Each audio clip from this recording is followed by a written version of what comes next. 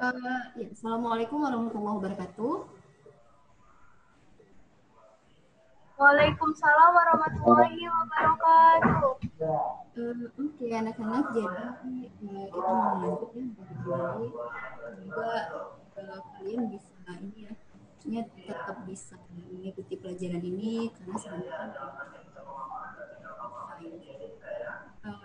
Ya, jadi diikuti saja ya, Nak, ya. Nah, hari ini kita mau ngelanjutin bagian terakhir dari metabolisme. Kalau kemarin kita udah bahas tentang katabolismenya, bagaimana mengecilkan sesuatu yang besar, ya, yang kita makan sehari-hari, yang tadinya bentuknya gede, glukosa menjadi CO2 dan H2O, maka hari ini kita mau bicara kebalikannya, ya, bagaimana menggabungkan kembali CO2 dan H2O menjadi molekul biologi. Ini kebalikannya, kalau kemarin itu kata itu mengecilkan, ya, merombak, maka hari ini adalah analisme, ya, artinya merangkai, apa ya, menggabungkan, membentuk menjadi sesuatu yang lebih besar lagi. Jadi sebuah share screen.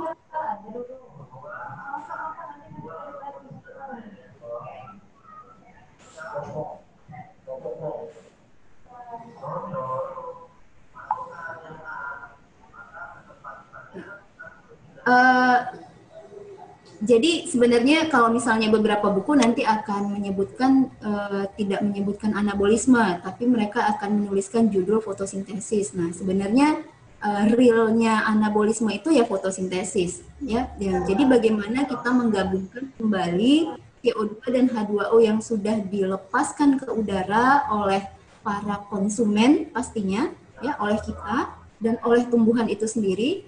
Nah, sekarang itu mau dirangkai kembali menjadi sumber makanan di alam semesta. Nah, maka prosesnya adalah fotosintesis. Nah, sebenarnya fotosintesis ini kan kalian udah belajar dari kelas 4 SD, ya, udah belajar dari kelas 4 SD kalau sudah pernah SD ya. Kalau SD-nya dulu nggak bandel. Iya, jadi kalau SD dulu kan kalian belajar bahwa fotosintesis apa ya, CO2 tambah H2O menjadi C6H12O6 ditambah dengan oksigen. Ya, kalau di SMP udah ada plus energi. Nah, di SMA kalian belajar detail nih reaksinya gimana ya? Ya, gimana banyaknya oksigen dan H2O di alam semesta ini bisa digabungkan kembali menjadi glukosa. Kalau kalian mengkaji lebih dalam, nah ya, sebenarnya ini uh, kehidupan. Ya, kalau di bab 1 kalian belajar bagaimana tumbuhan itu berkecambah. Nah, maka ketika dia berkecambah, memunculkan daun pertamanya, nah disitulah proses ini dimulai. Ya, kita belajar masih perkenalan fotosintesis ya. Indikator kita masih menjelaskan sebenarnya yang terlibat dalam fotosintesis itu apa saja. Nah, kemudian kita berkenalan dulu ya sama aktor utamanya dalam klorofil, dan pastinya adalah panjang lubang yang dibutuhkan untuk fotosintesis. Nah, ini sering sekali. Jadi dua indikator yang pertama. Secara general ya proses ini tentunya melibatkan komponen-komponen lain di alam semesta ya, selain dan besar gitu supaya uh, kira-kira kalau misalnya di kutub utara atau kutub selatan misalnya ya, yang malam terus, ada tidak fotosintesis? Ada, ya? Ada. Nah, maka selain cahaya matahari juga cahaya lampu. Maka jangan aneh, udara, ya kalian lihat bisa ada ruang tertutup. Nah, bisa mereka tetap segar di dalam. Disitulah kita perlu mengetahui, oh ternyata fotosintesis itu bisa kita setting lain menggunakan, kita perlu tahu sebenarnya untuk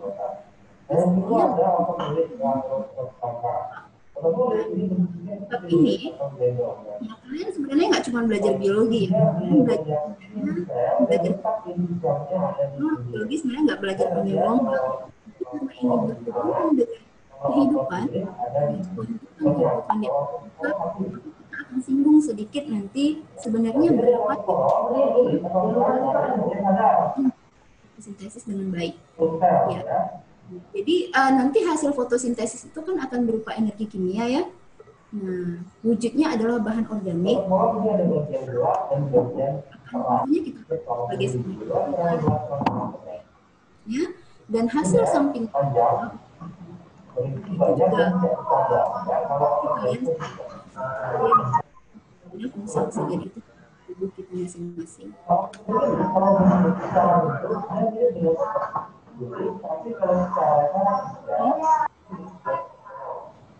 Ya, siap dihidupkan mikrofonnya.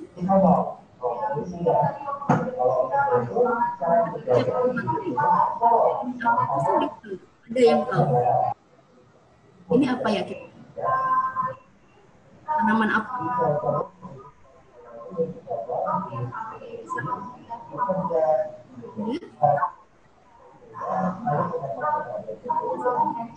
Ini?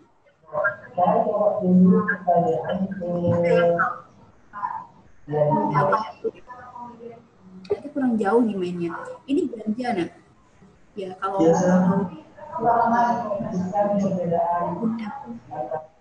kita tidak melihat tapi kita melihat ini dari sudut pandang biologinya. Tanaman yang akan menghasilkan glukosa. Nah, jadi persepsinya begini ya, semua tanaman, terlebih tanaman tingkat tinggi, pasti akan fotosintesis. Yang membedakannya adalah berapa hasilnya. Nah, kayak begitu. Sepanjang tanaman itu sayur, herbal, hanya saja hasilnya akan berbeda. Kenapa berbeda-beda? Nah, karena kandungan klorofil juga beda. Nah, ini ganja salah satunya ya. Nah, ganja ini juga akan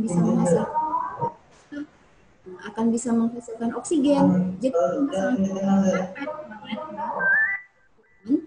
nggak punya cadangan makanan, kehabisan sumber makanan yang ada hanya ganja, ya boleh dimakan karena dia punya glukosa.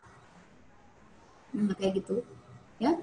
Oke. Kita nggak bisa melupakan beberapa makhluk lain, ya, selain tanaman. Nah, jadi ini ada alga, ada paramecium. Ini kan kalian udah belajar kelas 1 ya. Ada bakteri ungu, ya. Kita juga berfotosintesis.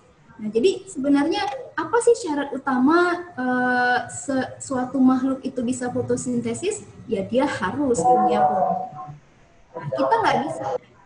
Kenapa? Karena kita nggak punya profil ya. Kecuali nanti Hulk itu beneran ada ya.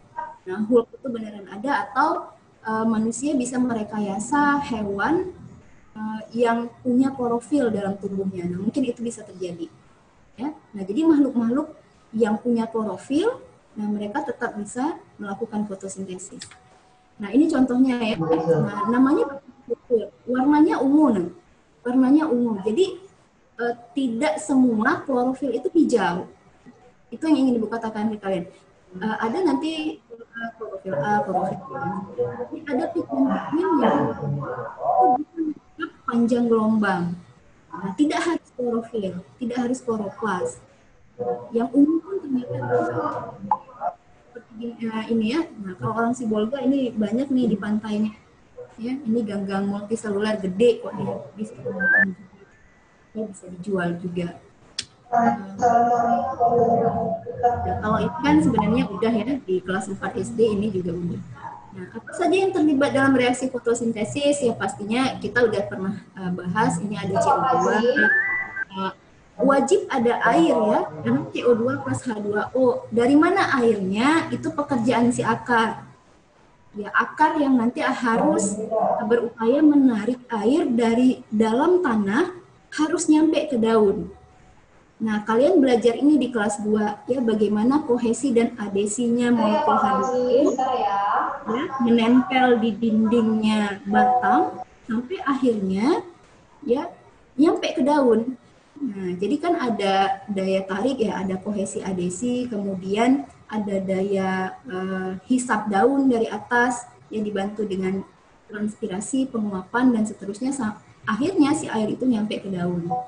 Kalau nggak ada air bisa tidak? Enggak, ya. Nah, kemudian ini glukosa ini sebenarnya apa ya? Energinya. Nah, jadi jangan lupakan ya, tumbuhan ini dia kan double fungsinya ya. Dialah produsennya, dialah konsumennya. Nah, jadi ketika dia melakukan fotosintesis, nah dia juga butuh ATP. ATP-nya dari mana? Dari glukosa. Glukosanya dari mana? Ya dia buat sendiri, gitu loh.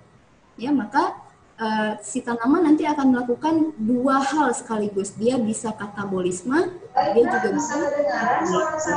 Karena anabolisme dia tetap butuh ATP. Ya, ATP-nya tetap dari glukosa yang dia produksi. Jadi akan begitu terus. Nah, kemudian Anissa Fatini ada nak? nah ini Suara sih saya? penjelasannya akan di sini ya, Dengar, ya. Mem? Iya, Klorofil didengar. ya. Ada klorofil. Miranda, Ya, Mem. kalian nanti harus bisa membedakan ya nak antara Nasution, kloroplas, ya. Nah, jadi kloroplas itu rumahnya, Nasution dengar nak? organelnya. Ya, klorofil itu adalah zat yang ada di dalamnya. Nah, seperti Aulia. klorofil itu macam-macam ya, nak. Ada klorofil A, ada klorofil B, ya, dan Ya, prosesnya pasti ada ya, itu beda-beda. aja. Sama Nasution ini nggak dengar ya. Ya, ini pekerjaan orang kimia sih ya. Nah, beginilah kira-kira struktur dari si klorofil. Nah, intinya adalah Mg, magnesium. Maka ketika tanaman kekurangan magnesium, otomatis warna hijaunya akan berkurang. Artinya struktur klorofilnya juga terganggu. Nah, jadi fungsi magnesium nanti untuk tanaman itu sangat besar sekali. Nah, kemudian ini ada beberapa, ini sebenarnya nggak terlalu penting ya, maka nanti akan kita skip saja. Nah, ini beberapa faktor yang bisa membentuk klorofil, ya. Nah, ini nggak terlalu penting sih. Nah, jadi kita skip saja. Ya, nah ini yang penting. Nah, jadi kalian kan sekarang tuh ujiannya pakai AKM ya.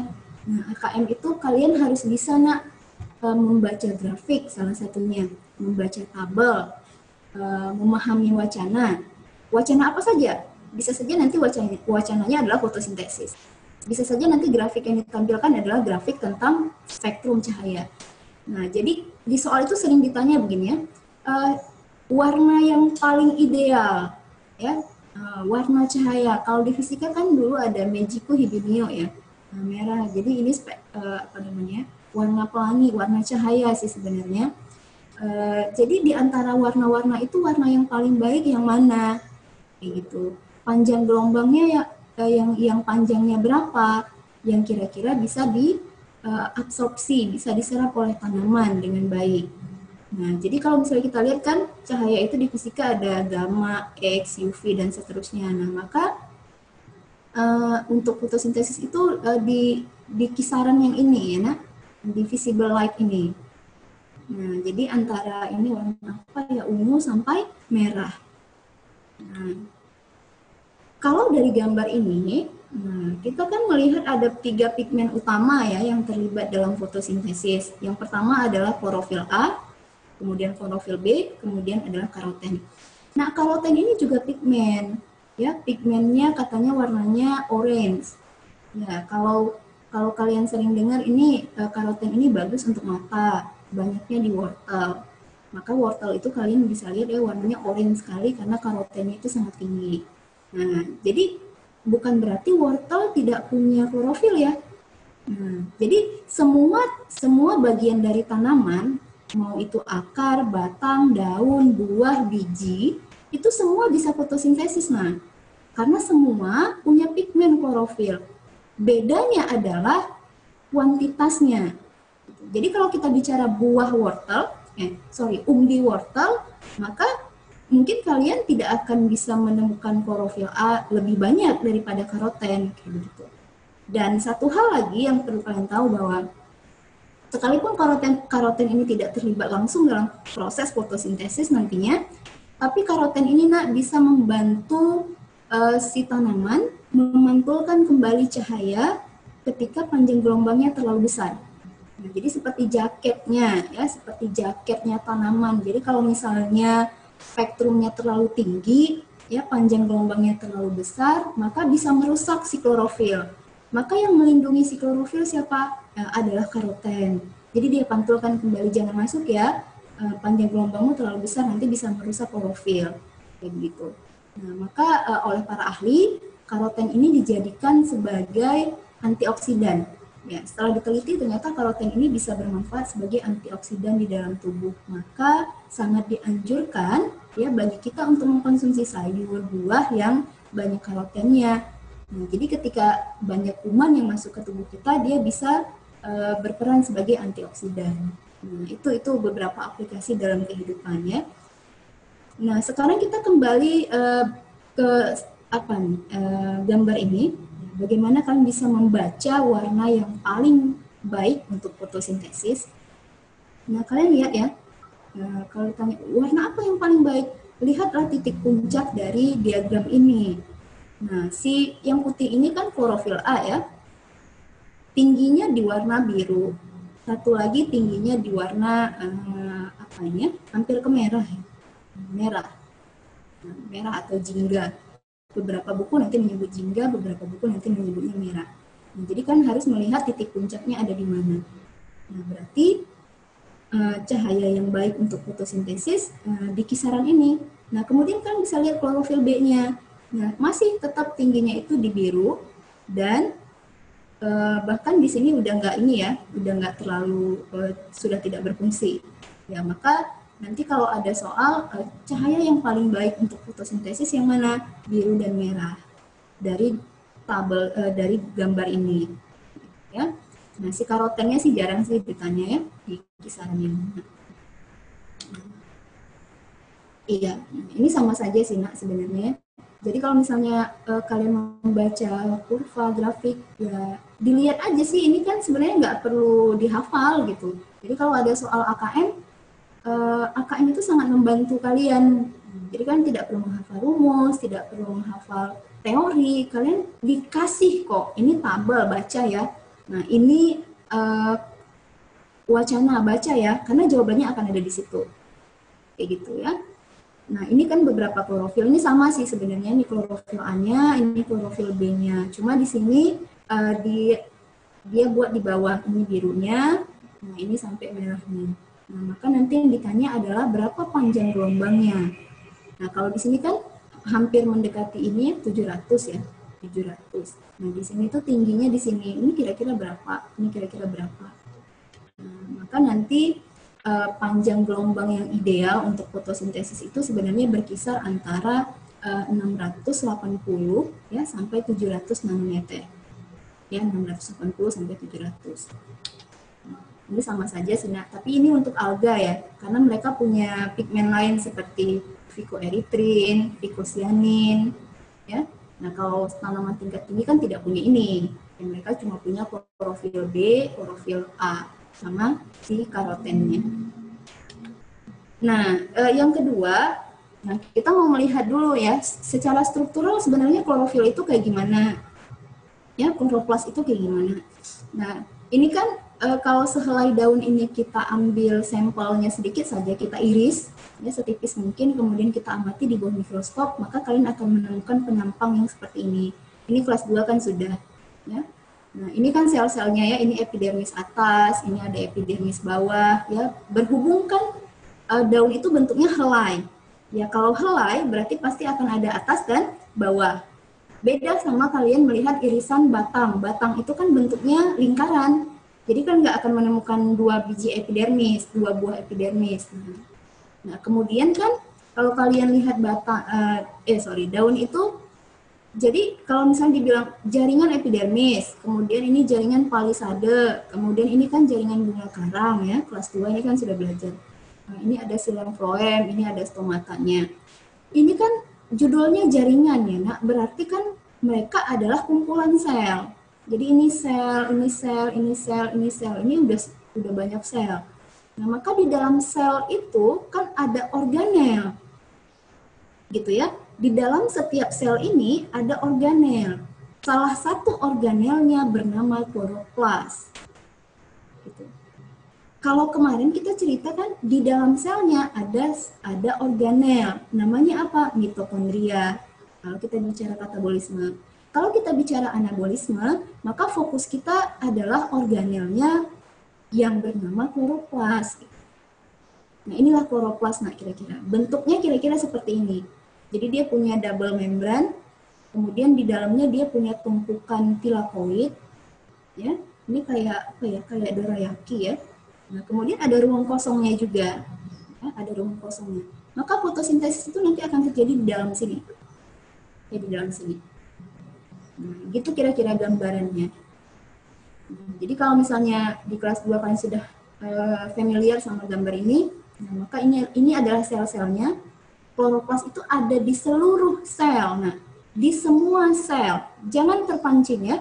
Nah, kalau ada soal yang nanya di mana kloroplas, di sel mana kloroplas itu bisa ditemukan? Di semua sel. Tapi kalau soalnya ditanya di mana kloroplas maksimal atau paling banyak bisa ditemukan, nah jawabannya itu di jaringan palisade dan jaringan bunga karang. Di epidermis ada tidak? Ada, tapi tidak sebanyak palisade dan jaringan spons. Di xilem phloem ada tidak kloroplas? Ada. Nah, tidak sebanyak di palisade dan spons. Nah, itu konsep dasar sekali yang harus kalian pahami dengan baik. Ya, jadi semua sel ini melakukan fotosintesis. Nah, kayak begitu. Ya, nah kemudian kita masuk ke dalamnya ya. Nah, ini tumpukan tilakoid tadi. Jadi lempeng-lempeng ini, satu lempeng ini namanya tilakoid. Ya, satu lempeng ini. Dan dia akan banyak sekali. Ini kalau kita belah, nah kalau kita belah, nah maka ini ada isinya. Nah, jadi nanti kan fotosintesis itu ada dua reaksi ya, terang dan gelap. Nah, reaksi terang itu akan terjadi di membran si tilakoid ini, ya, di setiap membran. Maka kalian bisa bayangkan sekali fotosintesis itu hasilnya berapa banyak. Nah, karena terjadinya tuh di setiap lempeng tilakoid ini. Dan setiap milimeter daun, ya, setiap milimeter persegi daun itu ada 1,5 juta kloroplas. Setiap milimeter. Ya bisa dibayangin ya, mili itu sekecil apa gitu. Ada 1,5 juta kloroplas. Nah, maka Maha Besar Allah itu menjadikan tanaman sebagai produsen dan sudah mempersiapkannya untuk kita. Nah, jangan sampai manusia dan hewan yang ada di alam semesta ini kelaparan. Nah, kayak begitu. Ya, selama masih ada matahari, masih ada CO2H2O, ya masih ada air, ya, maka fotosintesis itu akan tetap terjadi. Dan harusnya tidak ada orang yang mati kelaparan, harusnya. Kalau kita lihat secara struktural. Dan di sini juga punya ruang kosong ya. Ini nanti namanya stroma. Ya, kalau reaksi terangnya terjadinya di sini, di tilakoid, maka reaksi gelapnya nanti akan terjadi di ruang kosong ini. Ya, namanya stroma. Ya, secara umum nanti akan dua reaksi ini yang kita bahas ya di pertemuan besok, ya, reaksi terang dan reaksi gelap. Nah, bagaimana cerita si terang dan gelap ini bisa berlangsung dengan baik? Ya, pastinya nanti akan ada serangkaian reaksi ya, supaya nanti akan ada hasil oksigen dan glukosa. Nah, Ibu rasa untuk hari ini kita cukup dulu, nah, sampai di perkenalan tentang bagaimana bentuk dari si kloroplas, bagaimana panjang gelombang, ya, spektrum cahaya, dan seterusnya. Nah, Ibu rasa ada beberapa menit lagi, kalian boleh bertanya, atau di luar ini juga boleh, mau nanya di luar materi ini, silakan. Ada? Belakangan kalian jadi pendiam ya, karena materinya nggak reproduksi kali ya. Oke, ada nak?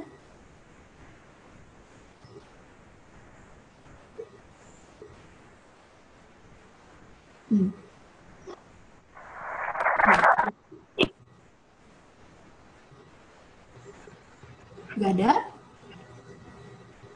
Tentang tugas-tugas mungkin? Iya. Ya, kalau tidak ada, mungkin cukup sampai di sini ya pertemuan kita. Besok kita lanjutkan, silahkan dibaca modulnya untuk reaksi terang. Jadi besok kita akan bahas bagaimana detail dari reaksi terang, apa saja yang digunakan, apa saja yang akan dihasilkan. Mohon untuk dibaca dulu modulnya supaya besok kalian bisa bertanya gitu ya. Karena indikator kalian berpikir sebenarnya kalian bertanya. Cukup untuk hari ini, Ibu tutup dengan Assalamualaikum warahmatullahi wabarakatuh.